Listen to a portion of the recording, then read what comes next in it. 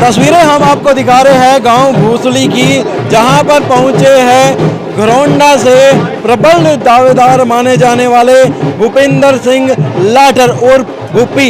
ये जो ढोल आप देख रहे हैं, यहाँ पर किस तरह से स्वागत किया जा रहा है वो हम आपको तस्वीरें दिखा रहे हैं। यहाँ से वो तस्वीरें आपके साथ साझा की जा रही है। स्वागत किया जा रहा है फूल मालाओं के साथ। जो भी दर्शक खबर देख रहे हैं साथ के साथ शेयर जरूर करें। ये तस्वीरें आप देख रहे हैं गांव भूसली से अभिवादन किया जा रहा है और सम्मानित भी यहां पर किया जा रहा है फूल मालाओं के साथ। आप तस्वीरें देख सकते हैं घरौंडा के गांव भूसली की, जहां पर पहुंचे हैं भूपेंद्र लाठर उर्फ भूपी। आइए बातचीत करते हैं, क्या कुछ कहना है इनका वो भी जान लेते हैं। अपने हैं संग तो जीत जाएंगे हम, इस नारे को बुलंद करने के लिए अपनों के बीच आया हूँ, अपने परिवार में आया हूँ और परिवार में आकर के ये प्रार्थना करने आया हूँ कि इस मेरी राजनीतिक और सामाजिक स्पर्धा में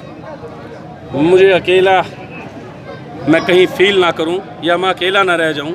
इसीलिए अपने परिवार में ये प्रार्थना लेकर के आया हूँ कि ये लड़ाई मेरे से अकेले नहीं लड़ी जाएगी। अब आप सब 36 बिरादरी के मेरे बुज़ुर्ग और साथी हर गांव जा कर के इन 45 दिन में कछुए की तरह इतनी मेहनत करें कि हर पल हर डगर हमें मेहनत करनी है।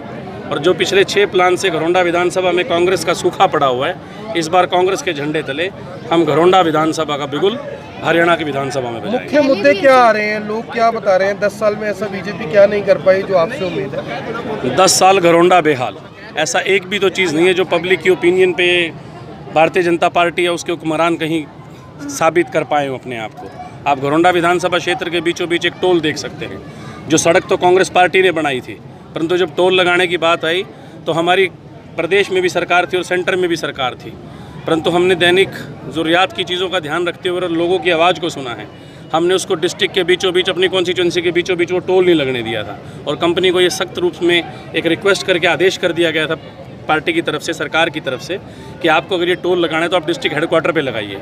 लेकिन अनलकीली जैसे ही भारतीय जनता पार्टी की सरकार आई, सबसे पहले वो टोल हमारे यहाँ के स्थानीय विधायक, बीजेपी के विधायक अरविंदर कल्याण जी घर के बाहर है। आज जो आमजन के लिए परेशानी का विषय है, आज किसी गाँव में चले जाइए आप, इस तरह से ज़बरदस्त तरीके से आज युवा देश छोड़ के विदेशों की तरफ पलायन कर रहा है। घर के घर खाली हो गए हैं, भूखंड बिक रहे हैं। युवाओं को रोज़गार के लिए ज़बरदस्त तरीके से, मैं तो ये कहता हूँ, इतना उनके अंदर एक उदासीनता आ गई है कि वो अपने परिवारों को छोड़ के विदेश की तरफ अग्रसर हैं। गांव के गांव खाली हो गए हैं, जो हरियाणा प्रदेश के लिए ठीक नहीं है। हरियाणा प्रदेश में 54% अगर बेरोज़गारी है या महिला अपराध के अगर बात करें तो भी हम 38.3% पे खड़े हैं। तो ये एक तरह से भारतीय जनता पार्टी का फेलियर है। न इनसे सत्ता संभल रही है, न इनसे शासन संभल रहा है। ये जिसको भी जाते हैं लोकतंत्र के बजाय लठतंत्र से सरकार चलाने का काम कर रहे हैं, जिसका इस बार किसान, मजदूर और कर्मचारी और साथ साथ एक आम वर्ग इनसे बहुत दुखी है। और इस बार 1 तारीख को इनको इस राज्य से भारतीय जनता पार्टी को लेके क्या रुख है लोगों में? कांग्रेस को लेकर आज ज़बरदस्त एक उत्साह है। राहुल गांधी जी की भारत जोड़ो यात्रा के बाद एक ज़बरदस्त ऊर्जा का संचार हुआ है और लोग एक उम्मीद कर रहे हैं कि इस बार आने वाला समय कांग्रेस पार्टी का समय होगा। और कांग्रेस पार्टी के उन दिनों को याद करके आज प्रदेश की जनता उनको राह देख रही है कि कब आएँ और 4 तारीख को चंडीगढ़ में कांग्रेस की सरकार बने। किस कांग्रेस की बात कर रहे हैं आप? भारतीय राष्ट्रीय कांग्रेस।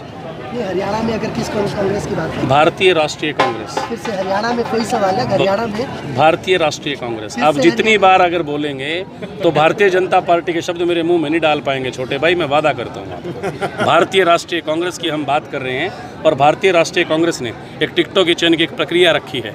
उस टिकटों के चयन की प्रक्रिया में वो साधारण कार्यकर्ता भी हो सकता है, वो एक बड़ा नेता भी हो सकता है। उसमें किसी किस्म का कोई मापदंड नहीं है, सिर्फ एक ही मापदंड है, जिसकी आवाज़ गाँव से जाएगी, शहरों से जाएगी, ब्लॉक से जाएगी, वही हमारे प्रदेश का और हमारे विधानसभा क्षेत्र का नेतृत्व करेगा।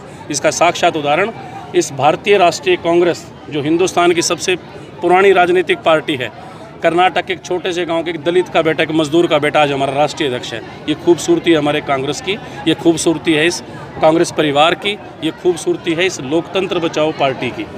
ये नहीं, 20 तारीख को लेकर क्या कुछ तैयारियां हैं? देखिए 20 तारीख को मेरे नेता आदरणीय रणदीप सिंह सुरजेवाला जी और बड़ी बहन कुमारी शैलजा जी हमारी करनाल की पवित्र भूमि पे आ रहे हैं, मैं वो न्योता लेकर भी अपनों के बीच में आया हूँ कि उस दिन उनको सुनने के लिए आप ज़्यादा से ज़्यादा संख्या में आएँ। उनको तो आप सुनेंगे ही सुनेंगे, साथ में आप अपने बेटे को, अपने भाई को ये आशीर्वाद भी देंगे कि इस बार घरौंडा विधानसभा से एक ही आवाज़ आए कि इस बार कांग्रेस के झंडे के तले भूपेंद्र लाठर या भूपी चुनाव लड़े। धन्यवाद। युवा जो चेहरे हैं वो भी इनके साथ यहाँ पर है। अब महिलाएं ये यहाँ पर आशीर्वाद देते हुए फूल मालाओं के साथ स्वागत इनका किया जा रहा है और ये तस्वीरें आप देख सकते हैं यहाँ पर कितनी संख्या में जो महिलाएं हैं वो भी यहाँ पर पहुँची हुई है। ये आशीर्वाद और प्यार किस तरह से बरस रहा है। मेरा जमाई है। हाँ, क्या कुछ कहना चाहेंगे, किस तरह का आशीर्वाद दे रहे हैं? मैंने कहा ये बढ़ना चाहिए, बहुत बटा था, जिताने थे जनता ने खूब। पूरा जोश है, पूरा जोश है देश में, हमारे हल्के में जितने गांव है और मेरा जमाई जीताना चाहिए, सिर्फ तो मेरी यही मांग है। बस सब अपनी पूरा जोर वोट दो मेरा जमाई का, सब जिताओ। आपका बेटा है? मेरा जमाई है। आपका जमाई है? हाँ। इंतजार कर रहे हैं जीत का। बहुत खुशी, हम उसके दादी हैं। खुशी है? बहुत बड़ी और बनेगा। ये देखिए, ये एक्चुअल में भूपी लाठर की ये ससुराल है और देखिए किस तरह से फूल मालाओं के साथ साथ किस तरह से स्वागत किया जा रहा है। इस तरह से होता है ससुराल में स्वागत। ये ससुराल की तस्वीरें आप देख रहे हैं। सम्मान, मान सम्मान और आशीर्वाद किस तरह से बरस रहा है और ये उम्मीद जताई जा रही है कि विधानसभा चुनाव में भी ये आशीर्वाद इसी तरह से बरसेगा। नजर है लड्डुओं पर, इन्हीं लड्डुओं से तोला जाएगा भूपी लाठर को। ये ससुराल है, ससुराल में इनको तोला जाएगा। पहले इनको यहाँ पर फूल मालाओं से तोला गया, अब लड्डुओं से यहाँ पर इनको तोला जाएगा। बकायदा अभी आप वेट देख सकते हैं, 0 पर है। जब वो खड़े होंगे तो वो वेट कितना होगा वो भी हम आपको जरूर दिखाएंगे। आइए, खड़े हो गए हैं और ये आप तस्वीरें ये लीजिए। आज इनका वेट बढ़ चुका है 108 किलो 600 ग्राम। 1 किलो कम हुआ था, आज बढ़ गया। बिल्कुल खुशी आई है बेटे, इसीलिए शायद ये वजन बढ़ा है। मैं वही बता रहा हूँ कि अपनों के बीच हूँ तो इसीलिए खुशी भी बनती है और यही जोश और ये उल्लास हमारा बना रहे इन 45 दिन के लिए। इसीलिए मैं अपने परिवारों के बीच बार बार जा रहा हूँ, हर गांव जाके प्रार्थना कर रहा हूँ कि आपके बेटे, आपके बेटे को मैं तो बेटा ही कहूँगा, जब एक रिश्तेदारी हो गई है। जैसे प्रचार अभियान आप चलाए हुए हो, अभी तक जनसंपर्क आपका चला हुआ है, ऐसे में वेट घटाना चाहिए था। नहीं, वेट जब अपनों के बीच में जाते तो दूध की जगह दूध और पानी की जगह जूस मिलता है जी। ये खुशी है।